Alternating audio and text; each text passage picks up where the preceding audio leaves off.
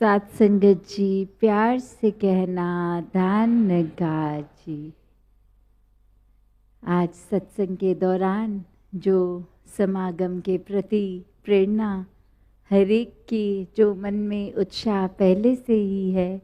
सेवा भाव जो इसी ग्राउंडों में भी चाहे वो फिजिकल रूप में सब समय देकर वो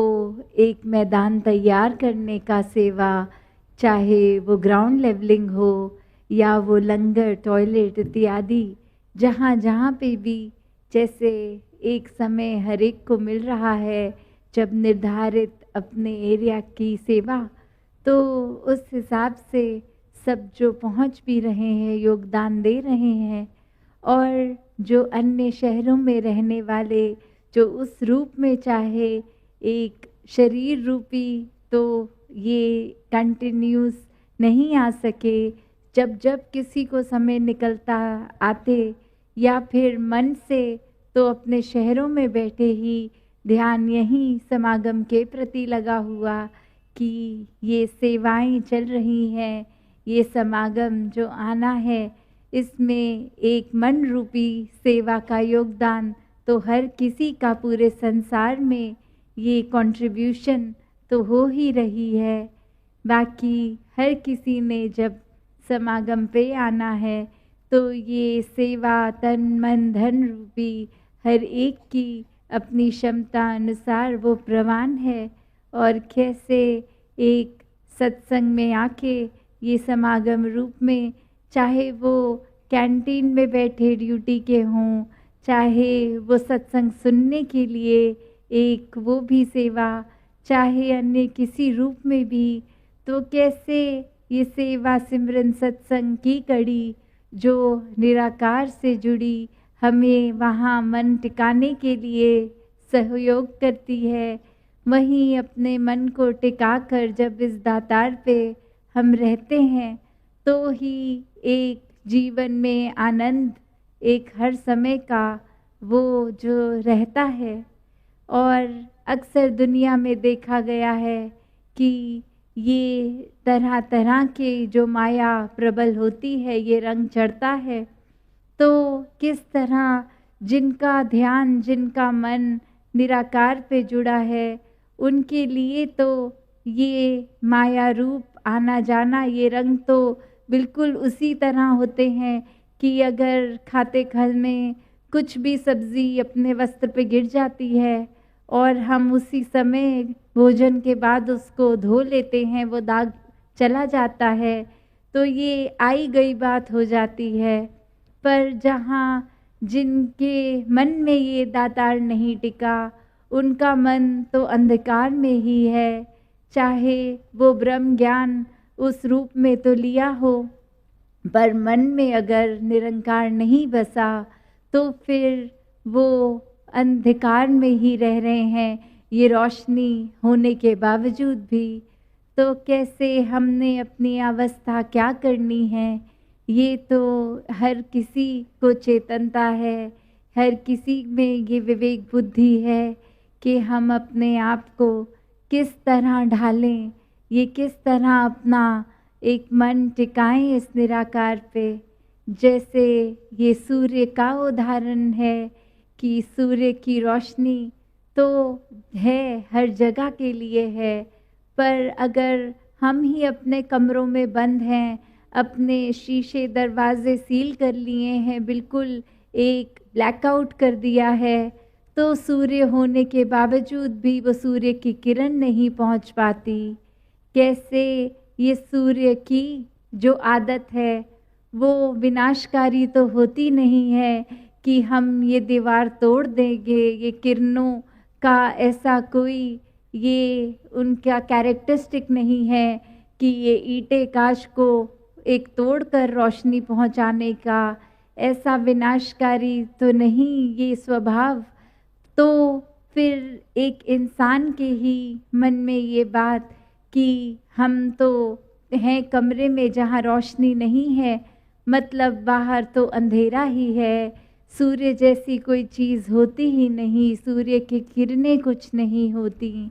तो ये मन की अवस्था की बात कि अक्सर फिर हम अगर अंधकार में ही रहना पसंद करते हैं तो फिर तो ये सच होने के बावजूद, ये रोशनी होने के बावजूद भी एक इस रोशनी को हम नकार देते हैं, वो एक उसका एग्जिस्टेंस ना होना ही सत्य मान लेते हैं कि हमें अगर रोशनी नहीं दिख रही तो मतलब रोशनी है ही नहीं।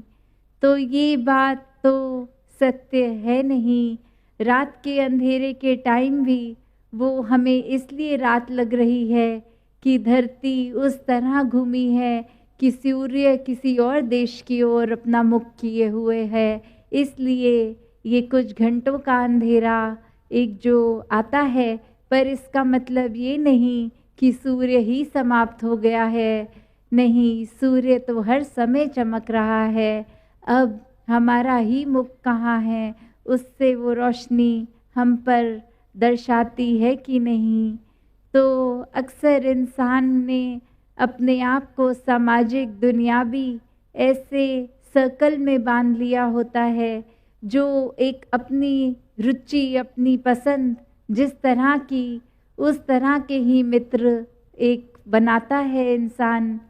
तो तभी कहा जाता है कि जब सत्संग आएंगे तो सब ही संतमती, ये गुणमुख महापुरुषों का संग होगा। तो एक समझ बात, एक सूझबूझ, एक भक्ति से जोड़ने वाली, इस प्रभु परमात्मा से जोड़ने वाली बात, ऐसे जब महात्माओं का संग मिलेगा तो ये जीवन और सुनहरा होता जाएगा। वरना तो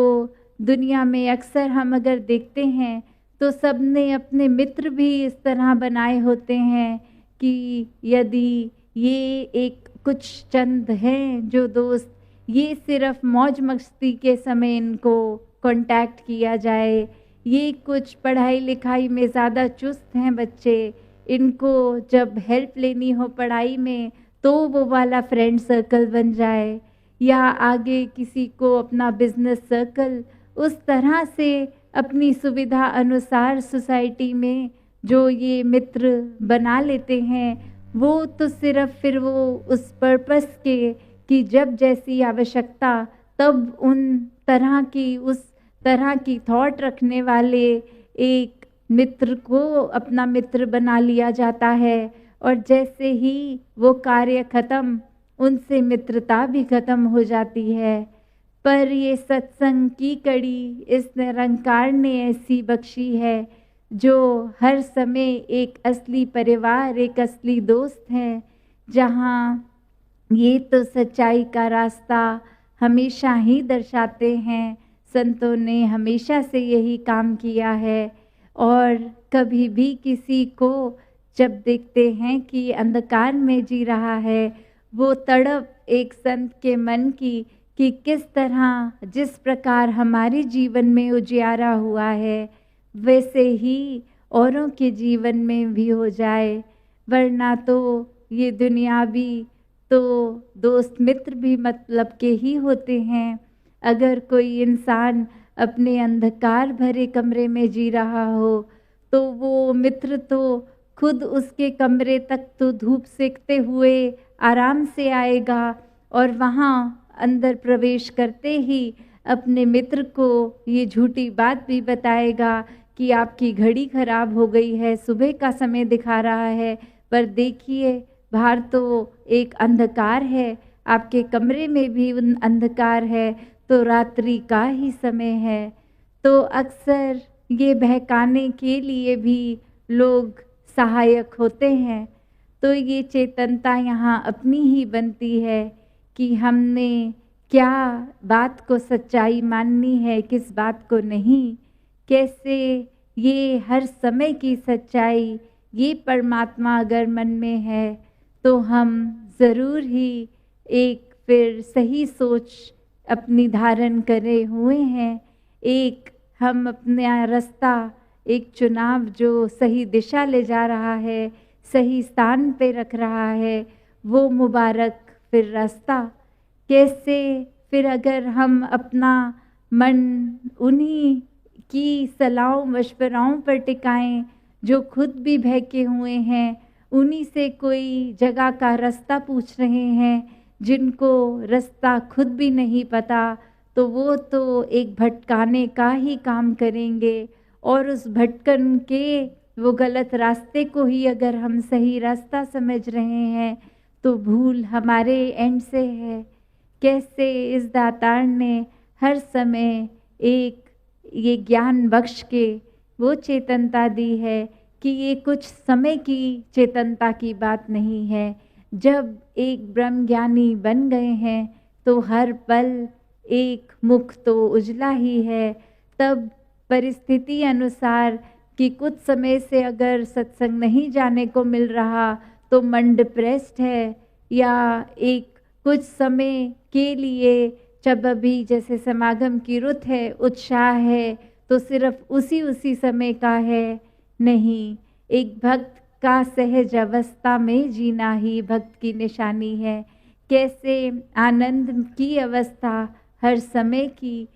और उसी के ऊपर अपना मन भी आधारित कि ये निरंकार सच्चा है। ये एक सत्संग करते समय ये परिवार संगत का सच्चा है। ये एक अवस्था मन की हर समय की जब इस सच्चाई को रूबरू हर समय के लिए मानती है तो वो अवस्था सच्ची अवस्था है, परम अवस्था है, आनंद की अवस्था है। कैसे हर किसी ने अपने आप को जहाँ इस ब्रह्म ज्ञान की ज्योत से एक जगमग कर लिया है, तो फिर ये जैसे अभी सत्संग में भी एक बात की जा रही थी कि ये रिस्पॉन्सिबिलिटी है कि हम अपना जीवन तो सुहेला करके जी रहे हैं इस सच्चाई से जुड़ के, तो और कोई भी वंचित क्यों रहे। हर एक तक ये संदेश, तभी वो एक जागरूकता का रूप भी आज बोल रहे हैं कि जिस किसी के भी संपर्क में आए ये संदेश कि समागम आ रहा है, आप भी उपस्थित होइए, परिवार समेत आइए। कैसे एक वो जिज्ञासा जो अक्सर संसार के मनुष्यों में होती है, वो जिज्ञासा की पूर्ति करने का ये प्लेटफॉर्म कि यहाँ ही ब्रह्म ज्ञान दिया जाता है और ये जीवन का मकसद, ये आत्मा परमात्मा का मेल, ये मकसद, ये लक्ष्य पूरा होता है। तो कैसे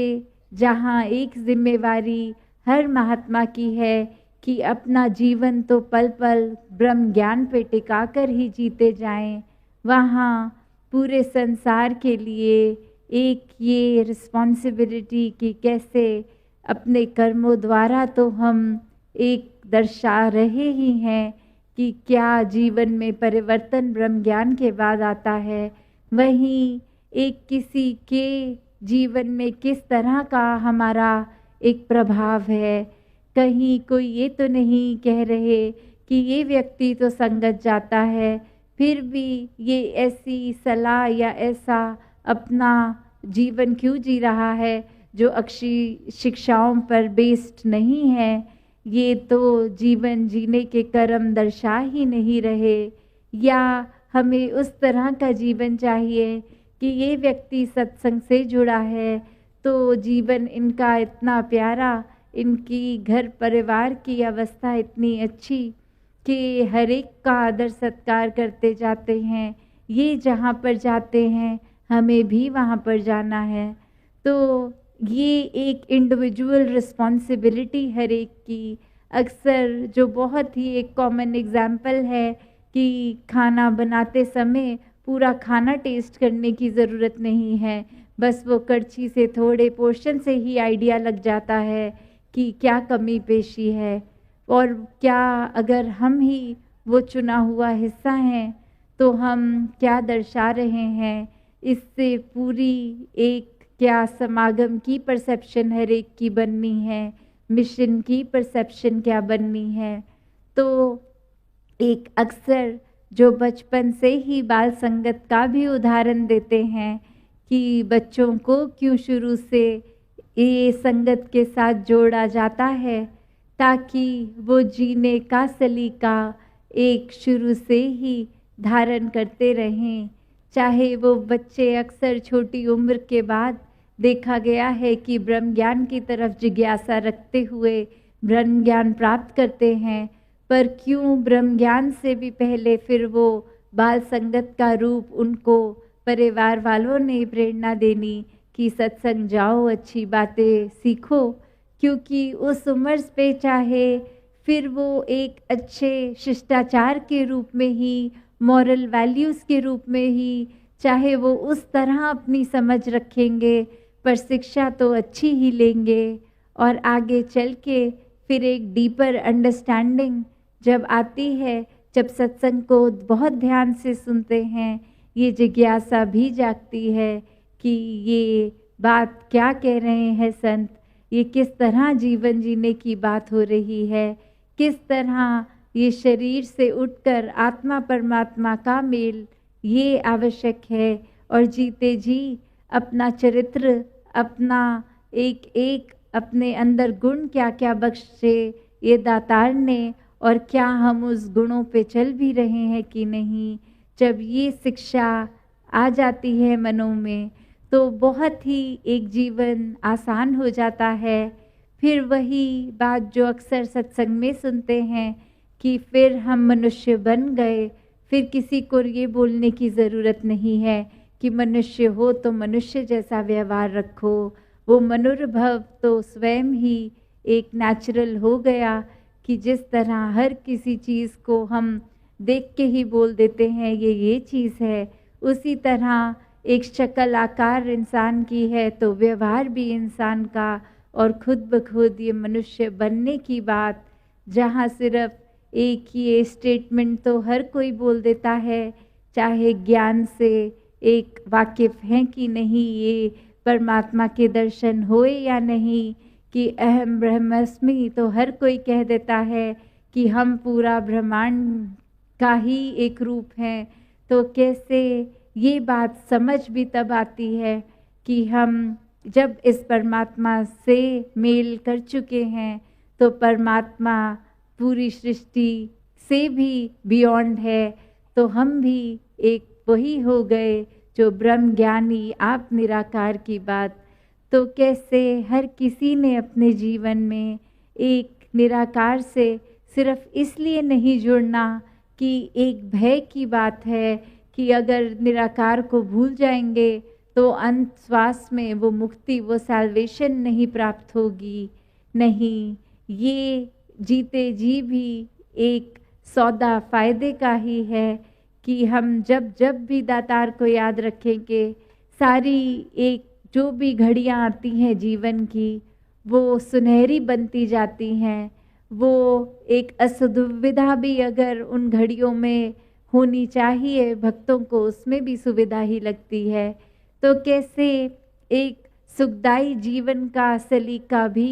ये ब्रह्म ज्ञान के बाद ही जीवन में आता है, और उसका ये बाय प्रोडक्ट कहा जाए कि जब जीते जी ये परमात्मा हर समय याद है तो आखिरी घड़ी में भी वो लाजमी ही है कि इसी के साथ मन जुड़ा होगा, और उसके बाद आंख बंद होने के बाद ये फिर भटकन नहीं होगी। तो ये भक्ति भी भय में ना की जाए कि निरंकार हमें कुछ देगा जीते जी, चाहे वो मटीरियलिस्टिक पोजेशंस हों, धन दौलत घर इत्यादि परिवार, और कहाँ सिर्फ इसलिए अपना लगाव ना लें कि हम इच्छाएं रखें और वो इच्छाओं की पूर्ति होती जाए। ये एक बेगर्ज बात, ये समर्पित बात कि मन से दातार को प्यार है, इससे प्यार है इसलिए भक्ति की जा रही है। ये प्रेमा भक्ति की बात,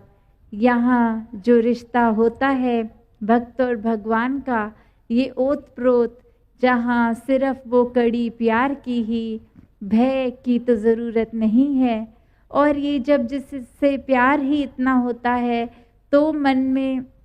उस तरीके का भय आना कि हाँ, जिस व्यक्ति से हम प्यार करते हैं, चाहे वो परिवार में ही देखे, एक बच्चे का अगर अपनी माँ से प्यार होना तो उसमें ये भय तब आता है कि वो इतना प्यार करते हैं, हम ऐसा करते हैं, तो अनजाने में कोई भूल ना हो जाए जो दिल तोड़े, और वो दिल टूटने का भय होता है। तो कोई ये डरावे वाला भय नहीं, भक्ति में इसकी तो कोई जगह ही नहीं है। पर प्यार से उपजा ये रिस्पेक्ट वाला जो भय है, वो एक नेचुरल भय होना स्वाभाविक है। तो कैसे हर किसी ने जब भी पूरी संगत से प्यार करना है, एक निराकार के प्रति आस्था रखते हुए हर एक को अपना मानना है, तो वहीं ये सेवा सिमरन सत्संग का रिश्ता भी एक मन का रिश्ता दातार से प्यार से ही ये निपटा चला जाए। तो हर एक ने जहाँ समागम के प्रति अपनी सेवाएं अर्पित कर रहे हैं, आगे भी करनी है, वहीं अपना भी कंडक्ट पहले ये पूर्णता इसके ऊपर ही उतरे, और वहीं हर एक तक ये संदेश प्यार का, प्रीत का, नम्रता का हर कोई पहुंचाता चले जाए। साथ संगत जी, धन निरंकार जी।